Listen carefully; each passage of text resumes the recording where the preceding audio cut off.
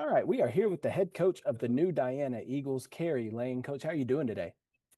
Man, I'm doing well. Had a little media day today, and so that's always every coach's favorite day of the year. And so we got that knocked out, and fixed to get ready to have a little pregame meal, meet with the kids, and get ready to go scrimmage. Okay, talk to me a little bit about the scrimmage tonight. Who are we scrimmaging and what are the expectations for you tonight?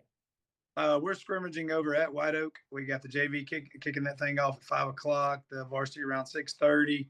I expect the same thing in this scrimmage. Every scrimmage I've ever been a part of. I want to go out and run base offense, base defense, go play against someone else, let the kids have a good time, and everyone stay upright. That's the biggest thing right there. Well, let's talk to you a little bit about your journey over here to New Diana. You were hired as the head coach on June 26th, coming over from Pine Tree. So talk to me a little bit about the journey to end up as the head coach of the new Diana Eagles.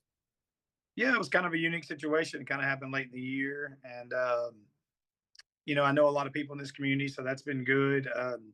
It just kind of fell into place, and it felt like whenever we were in talks, I really had a good feeling about the direction that they were wanting to go, and just a lot of prayer. And it was hard to leave a place like Gilmer. There's a lot of people I love there, and a lot of kids I love there, and got to work with my hero there, and my desk right next to him, one of my childhood best friends. So it was difficult, a decision, but I think it was the right decision. And I just really felt like as we went through this process that this is where I was supposed to be. And I've always thought that this would be a special place. And so want my kids have a lot of friends here. They've known a lot of kids here for a long time. So I didn't have to move houses. It's a 7-minute drive to Gilmer, 8-minute drive to Diana. So it really just kind of fell into place, and I'm glad that it did. Yeah, that's awesome. You don't have to drive very far. So how difficult was it for you? Because coming in late June is a late time to come into a program and get started. So how difficult Yeah. has that been coming in as late as you did? Well, my dumb butt's done it twice. That's what I did when I went to Pine Tree too. Somebody I really trust said, "Hey, man, you did good at Pine Tree. You don't have to take another job late like that. What are you doing?" And I don't know, man. I guess I just like doing really hard things. Kind of what I've been preaching to my kids these last 2 weeks. So, yeah, it's not ideal. It's not the way you want to do it, but I think it's a lot like it's not the same as Pine Tree. They were coming off probably the best team they've ever had at New Diana last year. When I went to Pine Tree, they hadn't made the playoffs in 16 years, and so it's a little bit different in that regard. But it's the same in the fact that I was familiar with both communities, and I had this. I don't know. I just had this belief that, man, these kids deserve someone to come in here and stay and do it right and try and build it up. And I tell everybody one of the things I'm most proud of is that Pine Tree is still doing good. It's Jason Botman was my offensive coordinator for 5 years, and he's a great coach. And I knew he was the right guy to take that job over when I left, and he's done a great job. And it makes me proud that what we started there in 2016 is still rolling on. And these kids in Diana deserve that too. Yeah, absolutely. I agree. And speaking of it, you said coming off one of the best seasons that New Diana had, 11-1 last year, lost in the area round of the playoffs. But how much film have you seen on last year's team, or how much maybe did you keep up with them last year? And what do you know about last year's 11-1 squad? I've watched all the video. I didn't know much about it last year when it was going on. Obviously, I was coaching at Gilmer. We were worried about our own things over there, with that town and those expectations there. I didn't know a lot about it last year. Well, obviously, when I got the job, I watched all the video. I've watched every second of video from every grade level. So I've seen all the kids on video. Last year, just an incredibly talented football team. I mean, big up front and really good skill kids. And most of those kids could have played for just about anybody in East Texas last year. So I know they were really talented, very senior heavy. And they took the bulk of the snaps. Those kids played a lot of football. So there's a lot of kids on this team that are hungry to get a chance to get out there and show what they can do.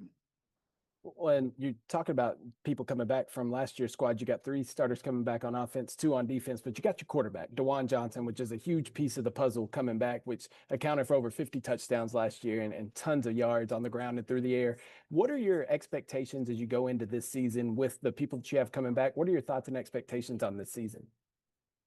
Well, I think DeJuan's on video. You can see what he's capable of. Everybody's seen him, and you see his numbers. And I'm not a big stats guy. I know people don't believe that with a coach. I care about the letters more than I care about the numbers, which is the W's and the L's. But it's not hard to tell. It's not hard to turn on the video and tell what he's capable of. He's a very talented kid.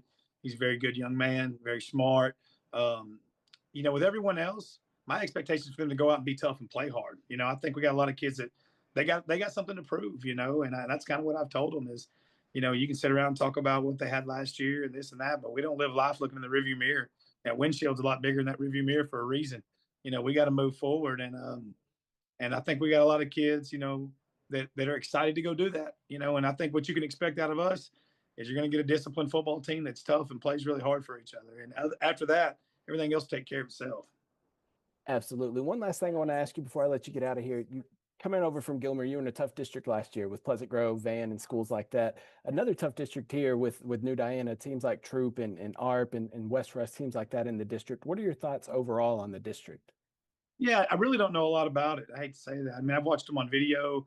I know the coaches at Troop and ARP and West Rusk, a little bit. I know they're all good guys. I know they're good coaches. Watching them on video last year, you could tell they're well coached. They're well coached. They got good players. We've heard the Troop's got a couple of move-ins that come in that are pretty dynamic kids, and so yeah, I know they'll be well coached. They'll be a good football team. So it'll be a good challenge.